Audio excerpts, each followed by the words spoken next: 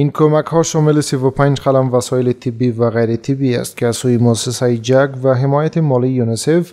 برای 25 مرکز صحی غزنی توزیع خواهد شد. مسئولان مؤسسه جگ بیان داشتند که این تجهیزات شامل 24 قلم وسایل طبی و 11 قلم وسایل غیر طبی می باشد که قرار است به مراکز صحی مرکز و ولسوالی های این ولایت توزیع شود.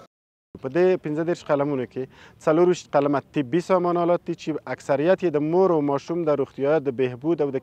کیفیت د لوړوالي سره ارتباط لري او 11 قلمه غیر طبي هغه وسایل دي چې دغه په ذریعه باندې طبي خدمات بهتره کیږي چې هغه لکه د وقایه د انتون په مورد وسایل دي، هغه د اوبو په مورد وسایل دي، هغه د برق په مورد وسایل دي. مسئولان صحی غزنی ضمن استقبال از این کمک ها میگویند که این تجهیزات نقش مهمی در افزایش ظرفیت خدمات صحی در این ولایت خواهد داشت و میتواند مشکلات مراکز درمانی را تا حد کاهش دهد.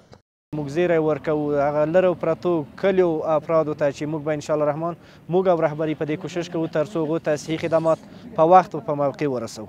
تر څو د دې صحي مشکلات حالت فساد کې رفع او حالت احتیاج مرفوع شي. دا مرستې که څه هم نور هم پسې زیاتې سي زموږ مشکلات به نور هم حل سي او خلکو ته به هغه خدمات چې وړاندې کېږي په معیاري ډول سره او په اساسي ډول سره وړاندې کېږي. ډېر رول لري پکې د مشکلاتو د حل په برخه کې دغه مرستې او کمکونه. باشندگان ولایت غزنی نیز از خریداری و توزیع این وسایل استقبال کرده و تاکید دارند که کمبود تجهیزات طبی یکی از مشکلات جدی مراکز صحی در این ولایت بوده است. تجهیزاتی که امروز آمده که اینا به کلینیک ها توزیع میشه ولی قابل قدر است ولی کافی نیست. ولی باید بیشتر شود و دولت باید